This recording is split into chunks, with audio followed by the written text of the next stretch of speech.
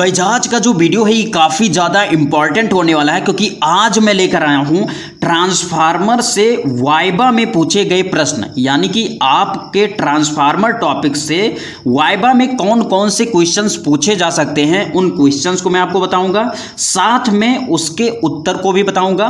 और यहाँ पर आप देखेंगे तो हमने सेल रख रखा है, यहाँ पर एक कुंडली रख रखी है, चुंबक रख रखा हूँ, तो इससे एक्सपेरिमेंट कर कर आपको समझाऊंगा भी, जिससे कि आप बहुत ही आसानी से चीज़ों को आप समझ पाएं। तो बिल्कुल ध्यान से आप चीज़ों को देखिए, जिससे कि आपका जो वाइबा है वो अच्छी तरीके से हो जाए। सबसे पहले नंबर क्वेश्चन पर चलते हैं, जो कि मोस्ट इंपॉर्टेंट क्वेश्चन है, बार बार पूछते हैं लोग। ये जो क्वेश्चन है ये क्या कहता है कि पटलित क्रोड को नर्म लोहे के कई पत्तियों का यूज करके क्यों बनाया जाता है। मतलब इनका कहने का क्या है कि ये जो आपका ट्रांसफार्मर होता है ये आपका होता है पटलित क्रोड, ठीक। अब ये जो क्रोड होता है इसमें आप देखेंगे तो ये कई पत्तियों को एक के ऊपर रख रख कर बनाया गया है।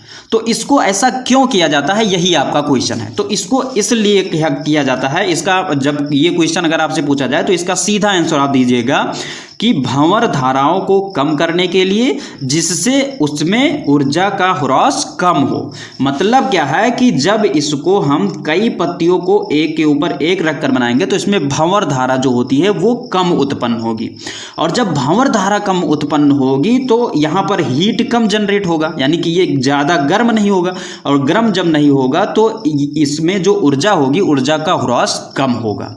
अब अभी आपको हम बताते हैं कि भंवर धारा भी किसे कहते हैं, यहाँ पर ध्यान दीजिए। अगला नंबर क्वेश्चन पर चलते हैं। तो अब इसमें सीधा सा उत्तर दे दीजिए कि भंवर धारा को कम करने के लिए, जिससे कि ऊर्जा का ह्रास ना हो। दूसरा नंबर क्वेश्चन कहता है कि भंवर धारा किसे कहते हैं। अगर आपका एग्जामिनर पूछे आपसे कि भंवर धारा किसे कहते हैं तो आप उत्तर क्या देंगे, सबसे पहले उसको जानिए, फिर एक्सपेरिमेंट के माध्यम से आपको समझाता हूं। दोस्तों यहां पर आप उत्तर देंगे कि किसी चालक से बद्ध चुंबकीय फ्लक्स में परिवर्तन होने पर उस चालक में विद्युत धारा प्रेरित हो जाती है। ये धाराएं जल में उत्पन्न भंवर की भांति चक्करदार होती हैं, भंवर धाराएं कहलाती हैं। अब इसको आप एक्सपेरिमेंट के माध्यम से समझेंगे तब आपको मजा आएगा। ध्यान से देखिए, सबसे पहले तो यहाँ पर हमने एक कुंडली ले ली है, जिसको तांबे की तार की एक कुंडली ले ली है, यहाँ पर एक चुंबक ले ली है। अब देखो अभी ये चिपक इसमें नहीं रहा है, लेकिन अगर मैं यहीं पर इसको बैटरी से अटैच कर दूं और फिर इसको चिपकाऊं तो आप देखिए ये चिपक गया या नहीं चिपक गया। आप ध्यान से देखिए, ये कुछ यहाँ पर ये चिपक गया। तो ऐसा क्यों हो रहा है, इस चीज़ को सबसे पहले आप समझिए। दोस्तों ये जो कुंडली है इसमें जैसे ही विद्युत धारा का प्रवाह होता है तो धारा के प्रवाह होने के कारण यहाँ पर चुंबकीय क्षेत्र उत्पन्न हो जाता है, और जब चुंबकीय क्षेत्र उत्पन्न हो जाता है तो चूंकि ये एक चुंबक है तो चुंबक चुंबकीय क्षेत्र में आएगा तो वो उसको अट्रैक्शन करेगा, या फिर मतलब अट्रैक्टिव मतलब इसको क्या करेगा कि या तो अपनी ओर आकर्षित करेगा या फिर प्रतिकर्षित करेगा। तो यहाँ पर क्या किया कि ये इसमें आकर चिपक गया, तो यहाँ पर क्या उत्पन्न हुआ, चुंबकीय क्षेत्र। अब ऐसे यहाँ पर भंवर धारा को समझिए। दोस्तों होता क्या है कि इसको सबसे पहले हम एक लाइन पढ़ते हैं फिर आपको समझाते हैं। जैसे यहाँ पर लिखा गया, किसी चालक से बद्ध चुंबकीय फ्लक्स में परिवर्तन होने पर, अब ध्यान से समझिए, यहाँ पर जैसे कि आपका जो मेन लाइन से करंट आता है वो आता है, यहाँ पर जोड़ दिया जाता है, ट्रांसफार्मर के इस प्राथमिक कुंडली में जोड़ दिया जाता है। अब ये जो करंट आता है वो है, ये होता है एसी धारा, अर्थात अल्टरनेटिंग करंट। और अल्टरनेटिंग करंट में धारा और विभव के मान में परिवर्तन होता रहता है, और जब इसमें परिवर्तन होगा तो होगा क्या कि जैसे जब यहाँ पर धारा है तो धारा के कारण क्या होगा, चुंबकीय क्षेत्र उत्पन्न होगा। जैसा कि अभी हमने यहाँ पर बताया, इसमें जैसे धारा परिवर्तित किया, इसके चारों ओर चुंबकीय क्षेत्र उत्पन्न हो गया, तभी तो ये चिपका। तो ऐसे जैसे धारा जब यहाँ पर आ रहा है तो इसके आसपास चुंबकीय क्षेत्र उत्पन्न होगा। अब चूंकि ये एसी धारा है तो एसी धारा में धारा का मान और विभव का मान जो है परिवर्तित होता रहता है। तो जब धारा का मान परिवर्तित होगा तो चुंबकीय फ्लक्स में परिवर्तन भी होगा, अर्थात चुंबकीय क्षेत्र का मान घटेगा बढ़ेगा। तो अब एक चीज आप ध्यान से समझ लीजिए कि जहां पर चुंबकीय फ्लक्स का मान घटता और बढ़ता है वहां पर एक प्रेरित धारा उत्पन्न हो जाती है। तो यहां पर अल्टरनेटिंग करंट के कारण क्या होगा कि करंट के मान में यहां पर परिवर्तन होता रहेगा, जिससे चुंबकीय फ्लक्स में परिवर्तन होगा, और उस चुंबकीय फ्लक्स में परिवर्तन होने के कारण इस लोहे में एक धारा उत्पन्न हो जाएगा। ये जो आपका लोहा है चारों तरफ से लगाया गया है, इसके अंदर एक धारा उत्पन्न हो जाएगा, जो कि किसके भांति होगा, जो कि आपका होगा जल में जो भंवर उत्पन्न होती है उसके बाद, और यही जो आपकी धारा होगी यही क्या कहलाएगी, भंवर धारा कहलाएगी। आई होप कि ये चीज़ें आपको समझ में आ गई होंगी। तो इस चीज़ को आप बताइएगा, और अगर बारीकी से पूछेंगे तो बारीकी से आप समझा दीजिएगा। उसके बाद में अब हम चलते हैं तीसरे नंबर क्वेश्चन पर। तीसरा नंबर क्वेश्चन कहता है ऊंचाई ट्रांसफार्मर किसे कहते हैं। अब इसका आंसर आप जैसे पूछेगा कि ऊंचाई ट्रांसफार्मर किसे कहते हैं, तो आप तुरंत जवाब दीजिएगा कि वह ट्रांसफार्मर जो नीचे विभव वाली प्रबल प्रत्यावर्ती धारा को ऊंचे विभव वाली निर्बल विद्युत धारा में बदलने के काम आती है, ऊंचाई ट्रांसफार्मर कहलाती है। अर्थात ये क्या करती है ऊंचाई ट्रांसफार्मर, ये कम वोल्टेज को ज़्यादा वोल्टेज में परिवर्तित करती है। सीधा तौर पर अगर आपको कहना हो तो आप क्या कहेंगे कि ऊंचाई ट्रांसफार्मर कम वोल्टेज को ज़्यादा वोल्टेज में परिवर्तित करती है। इसको आप समझ लीजिए। जैसे क्या होता है कि बड़ी बड़ी कंपनियों में जैसे मान लीजिए कि बहुत ज़्यादा करंट की आवश्यकता होती, तो यहाँ से मान लीजिए कि जैसे 33,000 वोल्ट का करंट आ रहा है और ये करंट आकर इस प्राथमिक कुंडली में जोड़ा गया। तो प्राथमिक कुंडली में जब इसको जोड़ा जाएगा तो ये जो द्वितीयक कुंडली है, द्वितीयक कुंडली से इस 33,000 के करंट 33,000 वोल्ट का करंट जो है इसको और ज़्यादा कर ये यहाँ से देगा। अर्थात क्या होगा कि ये 33,000 वोल्ट करंट की को भी और बढ़ा देगा, तो ये बढ़ाने का काम करेगा वोल्टेज को। ठीक है, ये आपका हो गया आपका ऊंचाई ट्रांसफार्मर। उसके बाद में अब हम चलते हैं अपचाई ट्रांसफार्मर पर। अगर पूछ लेता है आपसे कि अपचाई ट्रांसफार्मर किसे कहते हैं, तो आप सीधा जवाब देंगे कि वह ट्रांसफार्मर जो ऊंचे विभव वाले निर्बल प्रत्यावर्ती धारा को नीचे विभव वाली प्रबल विद्युत धारा में बदलने के काम आती है, अपचाई ट्रांसफार्मर कहलाती है। अब ये जो ट्रांसफार्मर होता है, जैसे ये हमारे गाँव में यूज किया जाता है, जैसे छोटे छोटे गाँव होते हैं उसमें जो बाहर ट्रांसफार्मर लगा होता है वो कैसा ट्रांसफार्मर होता है, वो होता है अपचाई ट्रांसफार्मर। इसका काम क्या होता है, जैसे 11,000 की लाइन यहाँ पर आ रही है, ठीक है, और गांव के बाहर कोई एक ट्रांसफार्मर लगा है, तो ये ट्रांसफार्मर के प्राथमिक कुंडली, यहाँ से आप समझिए इस ट्रांसफार्मर के प्राथमिक कुंडली में उसको लाकर जोड़ दिया जाएगा। 11,000 वोल्ट का जो करंट आ रहा है, तो ये क्या करेगा, इसमें जो फेरों की संख्या होगी, इसमें देखो अपचाई ट्रांसफार्मर में जो फेरों की संख्या होती है द्वितीय कुंडली में, इस कुंडली में ये कम होती है। तो क्या होता है कि ये जो 11,000 वोल्ट का जो करंट आया, ये द्वितीय कुंडली से जब निकलेगा तो कम कर देगा इसके वोल्टेज को। अर्थात हमें गांव में कम वोल्टेज की आवश्यकता होती है, तो 11,000 वोल्टेज का करंट जो आएगा वो हमें कम होकर यहाँ से मिलेगा। अर्थात ये क्या करती है, जो हमारी अपचाई ट्रांसफार्मर होती है, इसका काम क्या है, ये जो वोल्टेज है उसको घटा कर हमको देती है। तो ये आपका हो गया चौथा सवाल। आई होप कि ये चारों सवाल आपको अच्छे से समझ में आए होंगे। अब हम चलते हैं अपने और अगले नंबर क्वेश्चन पर।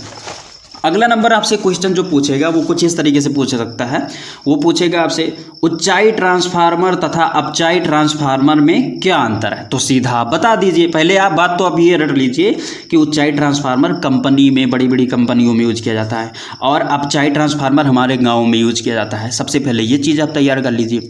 तो अब देखो, ऊंचाई ट्रांसफार्मर जब कंपनियों में इसका यूज होगा तो कंपनी में बहुत ज़्यादा करंट की आवश्यकता होती है, बहुत ज़्यादा वोल्टेज की आवश्यकता होती है। तो ये क्या करेगा, इसमें आप पहला नंबर डालकर आप सीधा लिखेंगे कि यह कम वोल्टेज को ज़्यादा वोल्टेज में परिवर्तित करता है। अर्थात कंपनी में ज़्यादा वोल्टेज की आवश्यकता होती है तो कम वोल्टेज आएगा तो उसको ज़्यादा कर ये देगा। समझ में आ गया। उसके बाद में इसी में अब इधर आप बता दीजिए, अगर अपचाई ट्रांसफार्मर में अंतर बताना है तो सीधा आप कह दीजिएगा कि ये ज़्यादा वोल्टेज को कम वोल्टेज में परिवर्तित करता है। अर्थात गांव में कम वोल्टेज की आवश्यकता होती है तो 11,000 वाली लाइन जो आई है वो हमें कम कर देगी। तो ये आपका हो गया पहला अंतर। दूसरा अंतर समझ लीजिए, इसमें क्या है कि इसमें द्वितीय कुंडली में फेरों की संख्या अधिक होती है। इस बात को समझिए। जैसे देखो यहाँ पर ये हमारी ऊंचाई ट्रांसफार्मर है, इसमें देखो ये जो द्वितीय कुंडली है इसमें फेरों की संख्या अधिक है। ये देखो इसमें अधिक है, इसमें प्राथमिक कुंडली में ज़्यादा है, कम है, यानी कि इसमें जो है संख्या कम होगी और इसमें ज़्यादा होगी। किसमें, ऊंचाई ट्रांसफार्मर में। ऐसा क्यों होता है, इस चीज़ को समझ लीजिए। देखो यहाँ पर ये अगर फेरे की संख्या कम है, ठीक है। तो फेरों की संख्या जब कम हो, जो कि हमें क्या होती है कि हमें ऊंचाई ट्रांसफार्मर से अधिक करंट हमें लेना होता है, अर्थात अधिक वोल्टेज चाहिए। तो अब ये जो द्वितीयक कुंडली है इसमें जब फेरों की संख्या अधिक हो जाती है तो यहाँ पर चुंबकीय फ्लक्स में जब परिवर्तन होता है तो इसमें ज़्यादा प्रेरित धारा यहाँ पर उत्पन्न होती है, अर्थात यहाँ से हमको क्या होता है कि विभव का मान अधिक हो जाता है, अर्थात ज़्यादा वोल्टेज हमको यहाँ से मिल जाती है। तो जहाँ पर जब जैसे हमें ज़्यादा वोल्टेज की आवश्यकता है तो उसमें फेरों की संख्या जो होगी द्वितीय कुंडली में वो अधिक होगी। तो ये चीज़ आप ध्यान में रखना। तो ऐसे यहाँ पर क्या हुआ कि इसमें द्वितीय कुंडली में फेरों की संख्या अधिक होगी। उसके बाद में यहाँ पर आ जाते हैं, इसमें लिखना है कि इसमें द्वितीय कुंडली में फेरों की संख्या कम होगी। एक चीज़ नोट कर लेना, यहाँ पर जब ऊंचाई ट्रांसफार्मर की बात की जाएगी तो द्वितीयक कुंडली में फेरों की संख्या अधिक होगी, क्योंकि हमें ज़्यादा करंट चाहिए। जैसे कंपनी को ज़्यादा करंट चाहिए तो करंट कहाँ से मिलेगा? द्वितीयक कुंडली से मिलेगा। तो द्वितीयक कुंडली में फेरों की संख्या अधिक होगी, ठीक है। और उसके बाद में ये जो अपचाई ट्रांसफार्मर है, ये जैसे गांव में या कम वोल्टेज जहाँ आवश्यकता होती है वहाँ पर लगाया जाता है। तो अपचाई हमें कम वोल्टेज की आवश्यकता है, अर्थात करंट हमें कहाँ से मिलेगा? इस द्वितीय कुंडली से ही तो हम गांव में ले जाएंगे करंट। प्राथमिक कुंडली में तो मेन तार आकर जुड़ेगा, तो ये जो द्वितीय कुंडली है यहीं से हमको करंट मिलेगा। करंट हमको कम वोल्टेज की आवश्यकता है, तो कम वोल्टेज की आवश्यकता के लिए फेरों की संख्या द्वितीय कुंडली में यहाँ पर कम है। तो याद करने का सिंपल सा ट्रिक क्या हमने बताया आपको कि गांव में इसको यूज करना है, कम वोल्टेज की आवश्यकता है तो द्वितीय कुंडली में फेरों की संख्या कम। यहाँ पर हमें ज़्यादा वोल्टेज की आवश्यकता है तो द्वितीय कुंडली में फेरों की संख्या ज़्यादा ऊंचाई ट्रांसफार्मर में। तो हमें जो ट्रिक बताया इसको आप ध्यान से अगर देख लेंगे तो बिल्कुल से आपको ये तैयार हो गया होगा। तो ये आपका हो गया। उसके बाद में अब आ जाते हैं यहाँ पर अगले नंबर क्वेश्चन पर। जैसे आपसे पूछ सकता है कि प्राथमिक कुंडली तथा द्वितीयक कुंडली में क्या अंतर है। अब ऐसा पूछ ले तो आप सीधा उत्तर देंगे कि प्राथमिक कुंडली हमेशा पावर हाउस से आने वाली तारों से जोड़ते हैं, जबकि द्वितीयक कुंडली का प्रयोग आउटपुट लेने के लिए करते हैं। मतलब इसका समझ लीजिए, जैसे कि ये जो आपका प्राथमिक कुंडली होता है इसको किससे कनेक्ट किया जाता है? पावर हाउस से आने वाली करंट से या आने वाली तारों से, ठीक है। और द्वितीय कुंडली का यूज आउटपुट लेने के लिए, यानी कि हमें कितना करंट लेना है उस करंट को लेने के लिए, अर्थात आउटपुट के लेने के लिए हम यहाँ पर आउटपुट के रूप में इसका यूज करते हैं, ठीक है। तो ये हमारा क्या है, ये आपका हो गया ये 6वां नंबर क्वेश्चन। आउटपुट के रूप में आप यहाँ पर लिख लीजिए, ठीक है। रूप में करते हैं, आउटपुट के रूप में करते हैं, ठीक है। ये चीज़ आप ध्यान में रखिएगा। उसके बाद में अब हम अगले नंबर क्वेश्चन पर चलते हैं। अगला नंबर क्वेश्चन कहता है ट्रांसफार्मर का प्रयोग डीसी धारा के लिए क्यों नहीं किया जाता। अब ये बात आपसे पूछ सकता है, जैसे वो पूछेगा कि ट्रांसफार्मर का यूज एसी धारा में ही किया जाता है, डीसी धारा में ऐसा क्यों नहीं किया जाता। अर्थात जो बैटरी होती है, बैटरी में हम ट्रांसफार्मर लगाकर उसके मान को घटा या बढ़ाते क्यों नहीं है। तो इसका उत्तर आप अब ध्यान से देख लीजिए, क्या देंगे कि क्योंकि दिष्ट धारा में धारा व विभव की दिशा एक समान होती है, जिससे चुंबकीय फ्लक्स में परिवर्तन नहीं हो पाता, जिसके परिणाम स्वरूप द्वितीयक कुंडली में विभव नहीं उत्पन्न होता है। अब इस चीज़ को आप समझिए। यहाँ पर जैसे होता क्या है कि जैसे मान लीजिए कि ये पावर हाउस से एसी करंट नहीं आता है। जैसे मान लीजिए यहाँ पर आपने कोई बैटरी रखा और इस बैटरी को इस प्राथमिक कुंडली से कनेक्ट कर दिया, तो प्राथमिक ये जो बैटरी से यानी डीसी धारा जो आपकी आती है, ये डायरेक्ट करंट क्या करती है कि इसमें कोई परिवर्तन नहीं होता, अर्थात इसके विभव के मान में या धारा के मान में परिवर्तन नहीं होता है, वो एक समान रूप से जाता रहता है। तो ऐसे कंडीशन में होता क्या है कि इसमें जब उसके मान में परिवर्तन ही, जब विभव के मान में या धारा के मान में परिवर्तन ही नहीं होगा तो चुंबकीय ये क्षेत्र जो उत्पन्न हुआ है वो एक स्थिर चुंबकीय क्षेत्र होगा, यानी कि उसके चुंबकीय क्षेत्र में भी तो नहीं परिवर्तन होगा। जब उसके विभव और धारा के मान में कोई परिवर्तन नहीं होगा तो यहाँ पर उसके चुंबकीय क्षेत्र में भी तो कोई परिवर्तन नहीं होगा, अर्थात चुंबकीय फ्लक्स में भी तो कोई परिवर्तन नहीं होगा। और जब चुंबकीय फ्लक्स में कोई परिवर्तन नहीं होगा तो प्रेरित धारा उत्पन्न ही नहीं होगा, क्योंकि प्रेरित धारा को उत्पन्न होने के लिए चुंबकीय फ्लक्स में परिवर्तन होना आवश्यक है। तो वहाँ पर जब प्रेरित धारा उत्पन्न नहीं होगा तो यहाँ पर हमारा जो विभव का मान है द्वितीय कुंडली से वो नहीं मिल पाएगा। तो इसी कारण से क्या होता है कि डीसी धारा में हम इस ट्रांसफार्मर का यूज नहीं करते हैं। अंतिम वाले क्वेश्चन पर आ जाते हैं। ये क्वेश्चन कहता है ट्रांसफार्मर में कुचालक तेल क्यों डाला जाता है। यानी ट्रांसफार्मर के बारे में हमने आपको अंदर की सारी चीज़ें बता दी। अब अंतिम में मान लिया कि ट्रांसफार्मर में तेल क्यों डाला जाता है या कुचालक तेल क्यों डाला जाता है, तो उसका आप आंसर देंगे जिससे भंवर धारा ना उत्पन्न हो। जैसे क्या होगा कि ट्रांसफार्मर में जब खाली स्थान रहेगा तो वहीं पर वायु रहेंगे तो भंवर धाराएँ उत्पन्न होने के चांसेस रहेंगे। और यहीं पर जब वो कुचालक पदार्थ है जिसमें विद्युत धारा का प्रवाह ना हो सके, उस तेल को जब इसमें भर दिया जाएगा तो बिल्कुल से उसमें खाली स्थान नहीं रहेगा और भंवर धारा वहाँ पर नहीं उत्पन्न होगी।